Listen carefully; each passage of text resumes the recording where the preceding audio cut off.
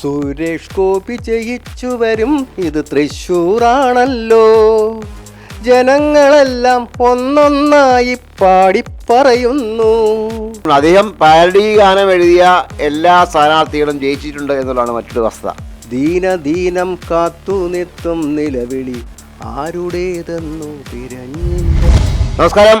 എൻ്റെ കൂടെ ഒരു വ്യക്തിയുണ്ട്. സൂര്യപ്രകാശാണ്, കൊല്ലം സ്വദേശിയാണ്. അദ്ദേഹം എന്നെ കുറച്ചു കാലം മുന്നേയൊക്കെ വിളിച്ചിട്ടുണ്ടായിരുന്നു. ഞാൻ തിരഞ്ഞെടുപ്പ് ആവട്ടെ എന്നിട്ട് നമുക്ക് കാണാമെന്ന് പറഞ്ഞായിരുന്നു അദ്ദേഹത്തെ സമ്മാനിപ്പിച്ചത്. അദ്ദേഹം മറ്റൊന്നുമില്ല, അദ്ദേഹത്തിൻ്റെ പ്രവൃത്തി മേഖല എന്ന് പറഞ്ഞാൽ പാരഡി ഗാനങ്ങളാണ്.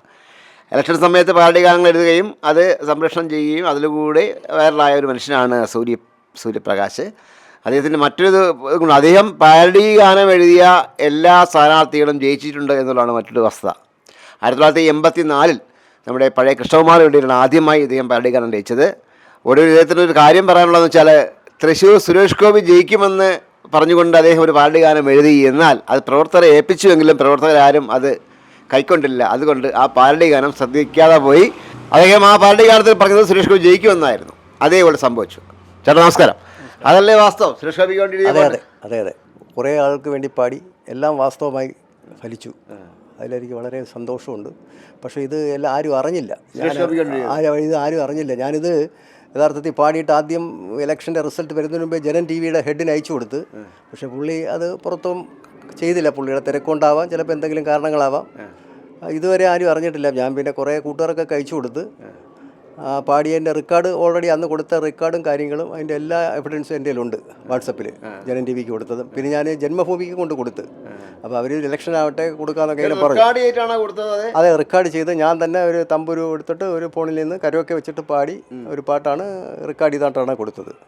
പക്ഷേ എവിടെയും വന്നില്ല അത്. പക്ഷേ ചേട്ടൻ മുൻകൂട്ടി കണ്ടു സുരേഷ് ഗോപി? തീർച്ചയായിട്ടും. ഞാൻ പിന്നെ ചില കാര്യങ്ങൾ മുൻകൂട്ടി എന്തോ തോന്നി, അങ്ങനെ പാടിയതെല്ലാം അത് വിജയിച്ച് അദ്ദേഹത്തിനായിട്ടുണ്ട്. ഇലക്ഷന് ശേഷം വന്നിട്ടും കാര്യമില്ല. ഇലക്ഷന് ശേഷം യഥാർത്ഥത്തിൽ ഞാനൊരു പാട്ട് പാടിയത് നമ്മൾ ദേശാഭിമാനിയുടെ ലേഖനം കൊടുത്തു. പക്ഷേ അദ്ദേഹം പറഞ്ഞ അത് പിണറായി സർക്കാർ രണ്ടാമത് അധികാരത്തിൽ വരുമെന്ന് ഞാൻ പറഞ്ഞ് പാടിയതാണ്. അത് കൊടുത്തതിലെ രേഖകളുണ്ട്, പക്ഷേ അത് ഫോണിൽ കിടന്ന് ഡിലീറ്റ് ആയിപ്പോയി. അപ്പോൾ പുള്ളി കൊടുത്തപ്പോഴത്തേക്ക് ഇലക്ഷൻ റിസൾട്ടായി. അപ്പോൾ എൻ്റെ പറഞ്ഞു റിസൾട്ടായി 2 ദിവസം, ഇത് ഇലക്ഷന് മുന്നേ റിസൾട്ടിന് മുമ്പേ തന്നിരുന്നെങ്കിൽ ഇത് വൈറലായി പോയെന്ന് പറഞ്ഞു. അങ്ങനെ ഒരു ഭാഗ്യമില്ലാത്ത ഒരു ഗായകനാണെന്ന് എനിക്ക് തോന്നുന്നു. സുരേഷ് ഗോപിക്ക് വേണ്ടി പാട്ട് രണ്ടുപേരും പാടാം. തീർച്ചയായിട്ടും. സുരേഷ് ഗോപി ജയിച്ചു വരും, ഇത് തൃശ്ശൂരാണല്ലോ. ജനങ്ങളെല്ലാം ഒന്നൊന്നായി പാടിപ്പറയുന്നു.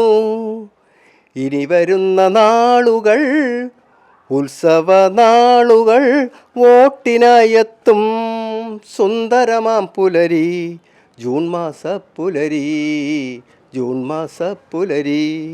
സുരേഷ് ഗോപി ജയിച്ചു വരും, ഇത് തൃശ്ശൂരാണല്ലോ.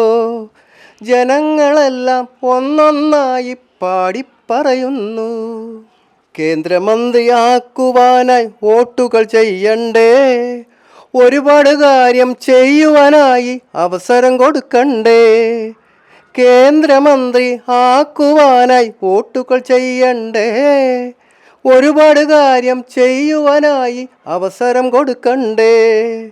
തൃശ്ശൂർ എന്നത് സ്വർഗമാക്കാൻ മുന്നിൽ നിൽക്കണ്ടേ, നന്മ ജനങ്ങൾക്കെന്നും ചെയ്യാൻ മുന്നിൽ നിർത്തണ്ടേ, ഗോപിയെ മുന്നിൽ നിർത്തണ്ടേ.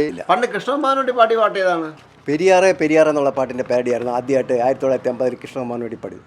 നാട്ടുകാരെ, നമ്മുടെ നാടിൻ്റെ സ്ഥാനാർത്ഥി കോൺഗ്രസ്സുകാരനം കൃഷ്ണകുമാറിന് വോട്ടുകൾ നൽകിയിടണേ, നിങ്ങളുടെ വോട്ടുകൾ നൽകിയിടണേ. കൊല്ലത്തിൻ്റെ മുഖച്ഛായ മാറ്റുവാൻ കോൺഗ്രസിൻ കൈപ്പത്തിക്കോട്ടു നൽകുവിൻ. കൊല്ലത്തിൻ മുഖച്ഛായ മാറ്റിയിടുവാൻ കോൺഗ്രസിൻ കൈപ്പത്തിക്കോട്ടു നൽകണം. ബൂത്തിൽ നിങ്ങൾ ചെല്ലണം, കുമാറിനെ ഓർക്കണം, കൈപ്പത്തിക്കോട്ട് നൽകണം, നിങ്ങൾ കൈപ്പത്തിക്കോട്ട് നൽകണം. ഈ പിണറായി സർക്കാർ വിജയിക്കുമെന്ന് പാട്ട് എഴുതിയത് അത് ഓൾറെഡി അത് റിസൾട്ടിന് മുമ്പ് ഞാൻ എഴുതി. പക്ഷേ അത് കറക്റ്റ് അതുപോലെ തന്നെ സംഭവിച്ചു. പക്ഷേ അത് ദേശാഭിമാനിയുടെ ലേഖനം കൊടുത്ത എല്ലാം എൻ്റെ വാട്സപ്പിൽ കിടപ്പുണ്ട്. പക്ഷേ അത് എടുക്കാൻ ആ പാട്ട് പറ്റിയിട്ടില്ല. അത് നമ്മളെ മദനോത്സവം എന്ന പടത്തിലെ മാടപ്രാവേവ എന്നുള്ള പാട്ട് അത് സത്യക്കും അതിൻ്റെ വരികൾ മറന്നുപോയി ഞാൻ. ആണോ? ആ, എന്നാലും രണ്ടുപേരും ഓർക്കും. നാട്ടുകാരേ വാ വോട്ടു ചെയ്യാൻ വാ, ഇങ്ങനെ തുടങ്ങുന്ന എൻ്റെ പാട്ട്. കറക്റ്റ് വരികൾ ഞാൻ മറന്നുപോയി. വൈറലായ പാട്ടൊന്നും ഏതാണ്? വൈറലായത് നമ്മളെ വയനാട് ദുരന്തത്തെക്കുറിച്ചുള്ളൊരു പാട്ടാണ്. നീണ്ടെത്തുന്ന കയ്യിൽ പിടിക്ക നീ, ആരെന്നു ചോദിച്ചില്ല രക്ഷാപടർ, ദീനം കാത്തു നിർത്തും നിലവിളി, ആരുടേതെന്നു തിരഞ്ഞില്ല ലക്ഷങ്ങൾ, ജാതി ചോദിച്ചില്ല പാർട്ടി ചോദിച്ചില്ല, ഏതു മതത്തിലാണെന്നു ചോദിച്ചില്ല, ആരെ രക്ഷിക്കണേ മാത്രയും ചിന്തിച്ചതില്ലാതാരുമേ. പ്രഭാവർമ്മ എഴുതിയ ഒരു കവിത കേരളാവധി പത്രത്തിൽ വന്നാണ് ഞാനത് വരികളായിട്ട് എഴുതിയിട്ട്. ഈ ഇലക്ഷനിൽ ഞാനൊന്നും എഴുതില്ല. എനിക്ക് നമ്മളെ ജീവിതഭാഗമായിട്ട് കുറച്ച് പ്രശ്നങ്ങളൊക്കെ ഉണ്ടായി. അതുകൊണ്ട് ഞാൻ ഈ പ്രാവശ്യം എനിക്ക് അങ്ങനെ പാട്ടുകൾ എഴുതാനുള്ളൊരു മൂഡിലല്ല. ഭാര്യയും മകനിപ്പോൾ ഡിഗ്രിക്ക് പഠിച്ചുകൊണ്ടിരിക്കുക.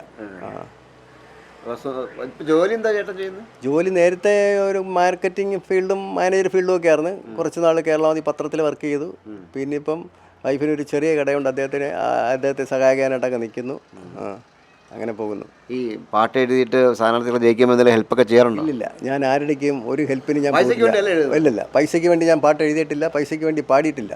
ഓരോരുത്തർ കൂട്ടുകാർ ഇഷ്ടമുള്ളവരെല്ലാം, നമുക്കൊരു പ്രത്യേകിച്ചൊരു രാഷ്ട്രീയം ഇല്ലാത്തതുകൊണ്ട് എല്ലാവരും നമ്മളെ കൂട്ടുകാരൊക്കെ സമീപിക്കും, ഞാനത് ചെയ്തു കൊടുക്കുക. ഇത് എൻ്റെ മനസ്സിൽ തോന്നിയതല്ല, ഒരിക്കലും ഇല്ല. ഒരു പൈസയും ഞാൻ ആരെയും നിന്നും മേടിച്ചിട്ടില്ല. ഒരു പൈസ ആരുടെ നിന്നും മേടിച്ചില്ല, ആരും തന്നിട്ടുമില്ല. അതിന് വേണ്ടിയല്ല, എനിക്ക് എൻ്റെ ഒരു സന്തോഷത്തിന് വേണ്ടിയാണ് ഈ പാട്ടുകൾ പാരഡി എഴുതുന്നതും ഇത് പ്രചരിപ്പിക്കുന്നതും. ഏതായാലും ശരി, സൂര്യപ്രകാശ് ചേട്ടനെ നമ്മുടെ പ്രേക്ഷകർക്ക് വേണ്ടി പരിചയപ്പെടുത്താൻ കഴിഞ്ഞാൽ ചാരിതാർത്ഥ്യമുണ്ട്. അദ്ദേഹം പാരഡി ഗാനങ്ങൾ എഴുതി ഒരുപാട് ഗാനങ്ങൾ വൈറലായിട്ടുണ്ട്. പഴയ പാട്ടുകളിലേക്ക് ഈണത്തിലാണ് അദ്ദേഹം എഴുതുന്നത്. എന്തായാലും കേൾക്കാനൊക്കെ രസമുള്ള സംഭവങ്ങളാണ്. പക്ഷേ ഇത് ഒരിക്കലും അദ്ദേഹം ഉപജീവന മാർഗ്ഗമായിട്ട് മാറ്റിയിട്ടില്ല. അദ്ദേഹത്തിൻ്റെ ഒരു ഹോബിയായിട്ട് മാത്രമേ ഇതിനെ കണക്കാക്കിയിട്ടുള്ളൂ. സ്പേസ് വേണ്ടി ക്യാമറമാൻ അനീഷ് മംഗലാപുരത്തിനൊപ്പം സെയ്ത്ത് മാരാർ സൈനിങ്.